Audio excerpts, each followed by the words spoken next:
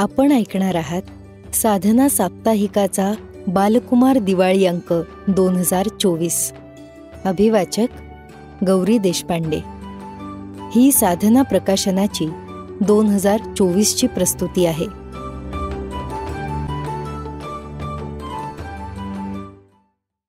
भौतिकशास्त्र म्हणजे काय? विवेक सावंत. विश्वाची रचना शोधणारे शास्त्र. भौतिकशास्त्र असतं तरी कुठे? तुम्ही दगड वर फेकला तरी तो खाली पडतो. तुम्ही कितीही जोर लावून उंच उडी मारली तरी जमिनीवर येताच. दगड पाण्यात टाकला तर बुडतो, पण तुमची कागदी होडी मात्र मजेत तरंगते. सायकल वेगात चालवली तर तुमचा तोल आपोआप राखला जातो. गुळगुळीत आणि ओल्या फरशीवरून निष्काळजीपणे चालताना पाय घसरतो. क्रिकेट खेळताना विशिष्ट ठिकाणी विशिष्ट वेगानं धावत गेलात तरच चेंडू झेलून फलंदाजाला बाद करता येतं. सूर्योदयापासून सूर्यास्तापर्यंत तुमच्या सावलीचा आकार आणि दिशा बदलत जाते. तुमच्यापासून दूर जाणाऱ्या गाडीचा किंवा विमानाचा आकार लहान लहान होत जातो. तबला, पेटी, बासरी या वाद्यांमधून निघणारे संगीतध्वनी ऐकताना ते एकमेकांपेक्षा अगदी भिन्न आणि खास असल्याचं जाणवतं. थंडीच्या दिवसात शाळेची घंटा दूरवर ऐकू येते. कर्णकर्कश ध्वनी ओकणाऱ्या डीजे जवळून जाताना कांठळ्या बसतात आणि छातीत धडधडतं. कुकरमधलं पाणी पुरेसं तापवल्यावर शिट्टी वाजवत वाफ बाहेर येते. पंखा लावला की मस्तपैकी वारा येतो. उन्हात बहिर्गोल भिंगाचा फोकस कागदावर पडला की काही वेळानं कागद चक्क जळतो. चित्र काढताना तुम्ही रंगपेटीतला निळा रंग पिवळ्या रंगात मिसळला तर हिरवा रंग तयार होतो. दारावरचं बटन दाबलं की घरात घंटी वाजते. फ्रीजचं दार उघडलं की आतला दिवा आपोआप लागतो. दार बंद केल्यावर आपोआप बंदही होतो आणि दार घट्ट चिकटतं. ते चिकटलं नाही तर संगीत वाजत राहतं. वरचे सगळे अनुभव तुम्हाला नेहमी येत असतात. हे वाचताना अजून तसे 10-12 तरी अनुभव तुम्हाला नक्की आठवले असणार. या आणि अशा वरकरणी साध्यासुध्या वाटणाऱ्या असंख्य गोष्टी कशा घडतात आणि तशाच का घडतात याबद्दल तुम्हाला आश्चर्य आणि कुतूहल वाटतं का? तुम्ही त्यांच्या मागच्या कारणांचा चौकसपणे शोध घेण्याचा प्रयत्न करताय का? तसं केल्याशिवाय तुम्हाला चैन पडत नाहीये का?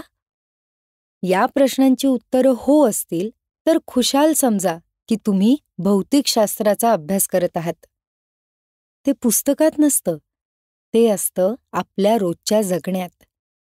ते आपल्या अवतीभवतीच्या जगाला आणि या अथांग विश्वाला व्यापून राहिलेलं शास्त्र आहे. पुस्तकात असते ती त्याची शास्त्रीय भाषेतली केवळ माहिती. विश्व लहरी आहे का? आज सूर्य पूर्वेला उगवला, पण काय सांगावं, उद्या कदाचित पश्चिमेला उगवेल असं तुम्हाला जागेपणी सहसा वाटत नाही. आज दिवस उजाडलाय, उद्या पण उजाडणार आहे. नदी समुद्राकडे वाहतीये, सदैव तिकडेच वाहणार आहे. पेट्रोलच्या किंवा अन्य ऊर्जेशिवाय मोटारगाडी आज जशी चालणार नाही तशीच उद्याही चालणार नाही. उतारावरून सायकल विनासायास खाली जाते, तसं चढावर होणार नाही. जोर लावावा लागेल. आजही, उद्याही, परवाही. हे सारं तुम्हाला भौतिकशास्त्राचा अभ्यास न करता कॉमन सेन्सनं समजतं. म्हणजे हे विश्व कितीही अथांग आणि गुंतागुंतीचं असलं तरी ते लहरी नाही. ते नियमबद्ध आहे असं तुम्ही अनुभवानं मानता. पण जाणता का?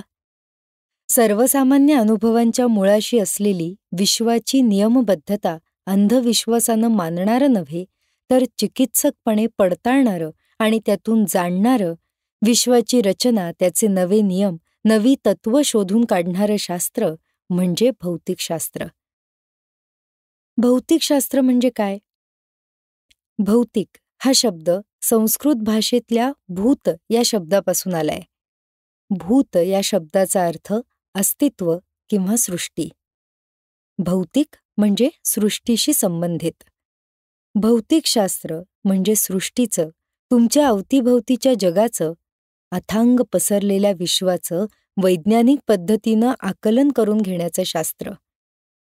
त्या विश्वाचे नियम आणि त्यामागची तत्त्व शोधून काढण्याचं, समजून घेण्याचं शास्त्र. हे विश्व व्यापून राहिलेल्या घन, द्रव आणि वायुरूप जड पदार्थांचा, ऊर्जेचा आणि त्या दोहोंमध्ये घडणाऱ्या परस्पर क्रियांचा अभ्यास करणारं शास्त्र.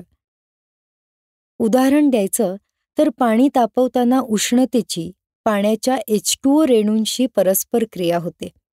उष्णता मिळत जाते तशी त्या रेणूंची गतिज ऊर्जा वाढत जाते.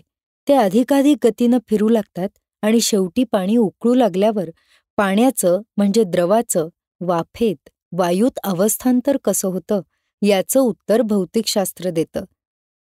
किंवा वनस्पतींच्या प्रकाशसंश्लेषण क्रियेत पानातला क्लोरोफिल म्हणजे हरितद्रव्य हा जड पदार्थ आणि प्रकाश ही ऊर्जा यांची परस्पर क्रिया होते.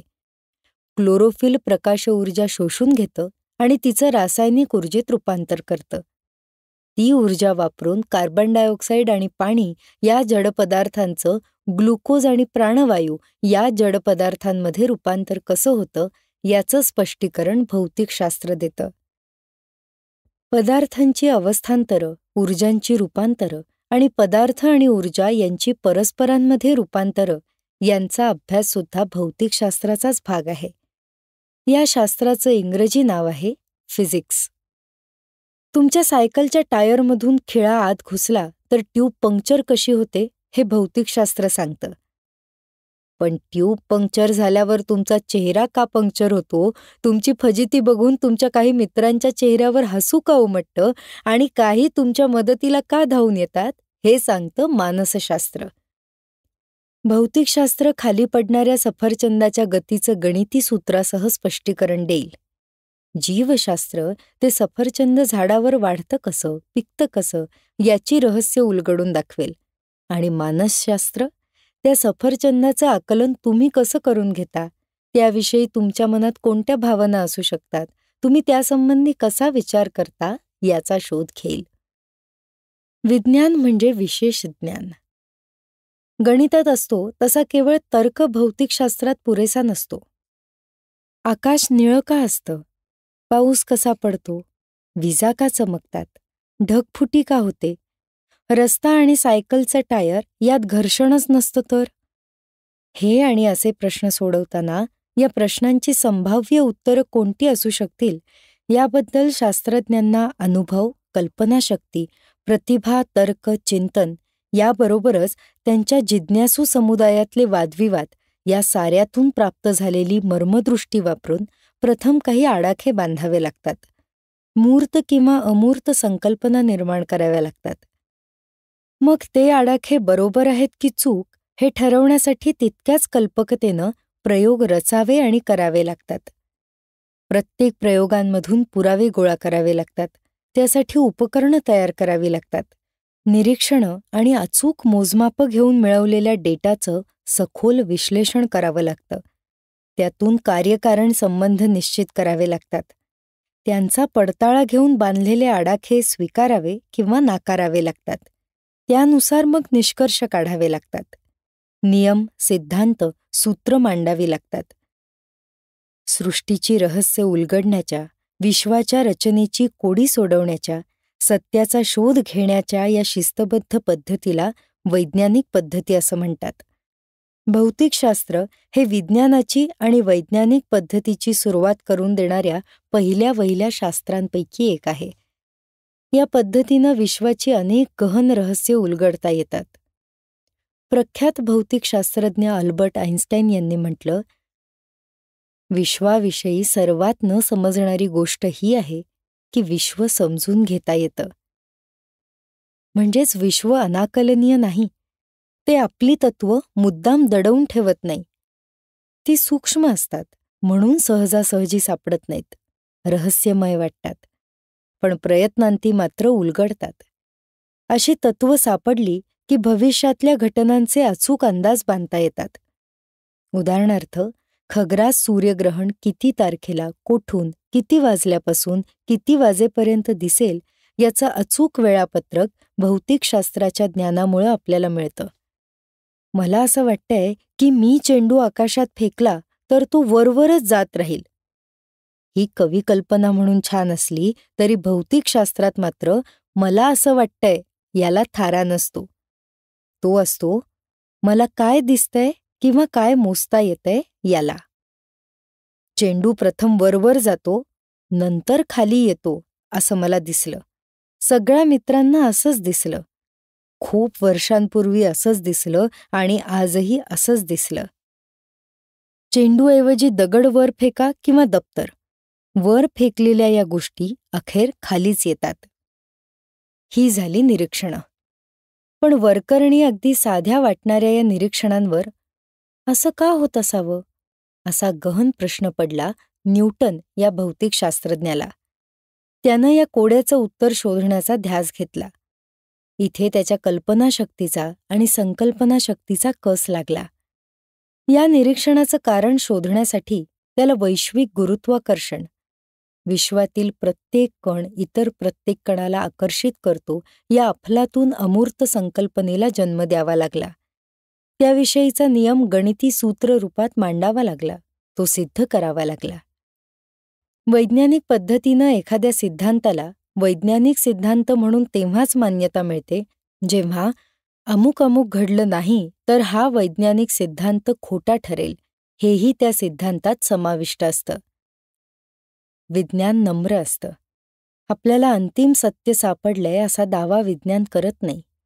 त्यामुळं जे जे घडतं ते देवाच्या इच्छेने घडतं असा सिद्धांत कुणी मांडला तर तो त्यांच्या श्रद्धेचा भाग असू शकेल, पण तो वैज्ञानिक सिद्धांत असू शकत नाही. कारण कुठली घटना दाखवली तर हे मान्य होईल की ती देवाच्या इच्छेनं घडलेली नाही याचं उत्तर या सिद्धांतात समाविष्ट नाही. भौतिकशास्त्रानं जग कसं बदललं? भौतिकशास्त्रानं आपल्या जीवनावर अनेक खोल परिणाम केलेत. त्यातल्या विद्युत आणि चुंबकत्व या शाखांमधल्या संशोधनातून विजेची निर्मिती करता येऊ लागली. ती घरात, शेतात आणि कारखान्यांना पुरवता आली. पृथ्वीवर रात्रीचा दिवस करता आला. त्यामुळे मानवी जीवनात क्रांतिकारक बदल झाले. कारखाने, वर्कशॉप्स, घरं, शेती, वाहतूक अशा अनेक ठिकाणी आमूलाग्र परिवर्तन होऊन आधुनिक युग अवतरलं. भौतिकशास्त्राच्या प्रगतीमुळं माणसांची शेतीतली, कारखान्यातली, घरातली आणि इतर सेवा क्षेत्रातली अनेक कष्टाची आणि धोक्याची लक्षावधी कामं नवनव्या यंत्रांकडून वेगानं आणि मोठ्या प्रमाणावर करवून घेणं शक्य झालं. माणसांच्या मर्यादित क्षमतांना शक्य नसलेली महासागरांच्या तळापासून बाह्य अवकाशापर्यंतची नवनवीन, अचाट आणि अफाट कामं स्मार्ट यंत्र सहज करू लागली. जगात स्वयंचलित यंत्रयुग अवतरलं ते मुख्यत्वे भौतिकशास्त्रामुळे. या शास्त्रामुळे शेतीप्रधान मानवी समाजाचं उद्योगप्रधान अवस्थेत क्रांतिकारक रूपांतर घडून यायला मोठीच मदत झाली. वेठबिगारी, गुलामगिरी संपवायला हातभार लागला आणि माणसं अधिक सर्जनशील कामांसाठी मुक्त होत गेली. त्यांच्या आयुष्यात फुरसतीचा वेळ निर्माण झाला. बुद्धिजीवी मध्यमवर्ग अस्तित्वात आला. शेतशिवारातून आणि कारागिरीतून मिळणाऱ्या वस्तूंपेक्षा कारखान्यात तयार होणाऱ्या अधिकाधिक वस्तू लोक दैनंदिन जीवनात वापरू लागले. कारखान्यात उत्पादित झालेल्या पक्क्या मालाच्या प्रचंड बाजारपेठा अस्तित्वात आल्या. गॅस शेगडी, cooker, mixer, heater, filter, fridge इत्यादी अनेक उपकरणांमधून भौतिकशास्त्रानं घरांचं अंतरंग बदललं. स्त्रियांना सुद्धा शरीरश्रमातून काहीसा दिलासा मिळाला. आधुनिक भौतिकशास्त्रामुळं इलेक्ट्रॉनिक्स, रेडिओ, टीव्ही, सॅटेलाईट, संगणक, इंटरनेट, स्मार्टफोन्स, वैद्यकीय उपकरणं, रोबोट्स, कृत्रिम बुद्धिमत्ता इत्यादी गोष्टींचा आपल्या दैनंदिन जीवनात प्रवेश झाला. स्मार्टफोनमध्ये भौतिकशास्त्राचे सुमारे 2 लाख नाविन्यपूर्ण उपयोग एकत्रित केले गेले. फोनचा केवळ टचस्क्रीन किंवा कॅमेरा यातच केवढं तरी आधुनिक भौतिकशास्त्र भरून राहिलंय. करके देखो. तुम्हाला भौतिकशास्त्र समजून घ्यायचं असेल तर अनेक प्रयोग स्वतः करायला हवेत. ग्लासातल्या पाण्यात अंड सोडा, बघा अंड कुठे. आता पाण्यात मीठ मिसळा आणि बघा ते अंड आता कुठे गेलं. असं का होतं याचा शोध घ्या. असे शेकडो प्रयोग तुमच्या घरात, परिसरात सहज मिळणाऱ्या वस्तूंचा उपयोग करून स्वस्तात करण्यासाठी मनोविकास प्रकाशनाचं युनेस्को विज्ञान घरातलं, विज्ञान शाळेतलं हे पुस्तक वापरा आणि बघा काय मजा येते ते. तुमच्या घरात हळूहळू एक प्रयोगशाळाच तयार होईल. कोण म्हणतं भौतिकशास्त्र हा बोरिंग विषय आहे? भौतिकशास्त्र खेळण्यांद्वारे सुद्धा छान समजावून घेता येतं. त्यासाठी टाकाऊ गोष्टींपासून तुम्ही वैज्ञानिक खेळणी बनवू शकता. त्यासाठी पद्मश्री अरविंद गुप्ता यांच्या arvindguptatoys.com या संकेतस्थळाला भेट द्या, करून बघा आणि पहा कशी धमाल येते ते. भौतिकशास्त्र आणि करुणा. तुम्हाला हे जाणवत असेल की भौतिकशास्त्रानं स्वयंचलित आणि यंत्रयुग साकार केलं असलं तरी शेती आणि घरकाम यातले तुमच्या आईचे शारीरिक काबाड कष्ट अद्याप हलके व्हायचेत. तसं करण्यासाठी भौतिकशास्त्राचा कसून अभ्यास करून आणि कल्पनाशक्ती लढवून हातानं किंवा पायानं वापरण्याची अनेक छोटी छोटी उपकरणं आणि यंत्र तयार करायला अजूनही खूप वाव आहे. महामार्गांवरच्या हॉटेल्समध्ये विज्ञान आपल्या घरात या नावाचं दुकान तुम्ही पाहिलंय का? तुमच्या आईचे कष्ट कमी करणारी आणि वेळ वाचवणारी कल्पकतेनं तयार केलेली सुमारे 70 छोटी छोटी उपकरणं तिथे अगदी स्वस्तात मिळतात. हातशेतीसाठी सुद्धा नवनवी अवजारं जगातले अनेक नवोन्मेषी वैज्ञानिक करतायत. तुम्ही तुमच्या आईवडिलांच्या गरजा नीट लक्षात घेतल्या आणि त्या दृष्टीनं भौतिकशास्त्र अभ्यासलं तर अजून कितीतरी उपकरणं तयार करता येतील. त्यातून असंख्य लोकांना आणि विशेषतः स्त्रियांना दिलासा मिळेल. अपंगांचं जीवन सुसह्य करण्यासाठी भौतिकशास्त्र उपयोगी आहे. तुम्ही त्यांच्या गरजा आणि व्यथा समजून घेतल्या तर अनेक नवी उपकरणं तयार करून त्यांना अधिक सक्षम करू शकाल. भौतिकशास्त्र तुमच्यासाठी रेडी आहे. तुम्ही त्याच्यासाठी रेडी आहात का? भौतिक व इतर शास्त्रांच्या दुरुपयोगानं काही गंभीर प्रश्नही निर्माण केले. हवामान बदलाचे आणि तापमान वाढीचे अरिष्ट, नैसर्गिक पर्यावरणाचा विनाश, पाणी, जमीन, हवा यांचं प्रदूषण ही त्याची काही उदाहरणं. विज्ञान आपल्याला सर्वनाशाच्या धोक्याचे इशारे देते. पर्यावरण स्नेही व्हा असं बजावते. कमीत कमी निसर्ग संपत्ती वापरून प्रदूषण कमी करून आपल्या गरजा कशा भागवायच्या ते शोधायला खुणावते. आधुनिक भौतिकशास्त्राची एक शाखा अणुगर्भाचा शोध घेते. त्या शाखेतल्या संशोधनातून असाध्य रोगांवरची औषधं तयार होतात. पिकांच्या अधिक काटक प्रजाती विकसित होतात. अणुऊर्जा निर्माण करता येते. त्या ऊर्जेतून वीज निर्मिती करता येते. पण त्याच अणुविज्ञानाचा दुरुपयोग करून आपली पृथ्वी आणि तिच्यावरची जीवसृष्टी भस्मसात करू शकणारी अण्वस्त्र तयार केली गेली आहेत. यातून हे लक्षात येतं की भौतिकशास्त्राशिवाय करुणा लंगडी आहे आणि करुणेशिवाय भौतिकशास्त्र आंधळं. आगे बढो. आपल्याला सहज दिसणाऱ्या, अनुभवता येणाऱ्या स्थूल जगाच्या भौतिकशास्त्राची थोडीशी ओळख आपण करून घेतली. पण आधुनिक भौतिकशास्त्रात डोळ्यांना न दिसणाऱ्या, केसाच्या जाडीच्या दशलक्षांश आकाराच्या अणूंपेक्षाही सूक्ष्म मूलकणांच्या जगाची तत्त्व शोधणाऱ्या शाखा असतात. आणि आपली पृथ्वी, आपली सूर्यमाला, आपली आकाशगंगा आणि त्या पलीकडच्या अमर्याद विश्वाची तत्त्व शोधणाऱ्या शाखाही असतात. महाविद्यालयात गेलात की त्या शाखा तुम्हाला अभ्यासता येतील. तो रोमहर्षक अनुभव नक्की घ्या. माणूस आपल्या पूर्वीच्या पिढ्यातल्या शास्त्रज्ञांच्या उंच खांद्यांवर उभा राहून आपल्या सहकाऱ्यांच्या आणि कृत्रिम बुद्धिमत्तेच्या मदतीनं आपल्या एवढ्याशा मेंदूचा तल्लख उपयोग करून केवढं अफाट आणि अचाट ज्ञान मिळवू शकतो, त्यात भर घालू शकतो.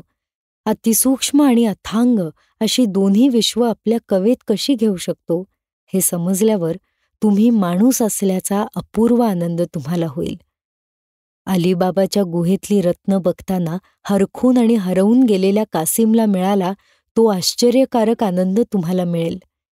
आणि कदाचित पुढे भौतिकशास्त्रज्ञ होऊन तोपर्यंत न सुटलेल्या एखाद्या गहन प्रश्नाचं उत्तरही तुम्ही शोधून काढाल. विश्वाचं अजून एखादं रहस्य उलगडून दाखवाल. बघू या भौतिकशास्त्रात तुम्ही कशी भर घालताय ते. तुम्हाला त्यासाठी खूप खूप शुभेच्छा.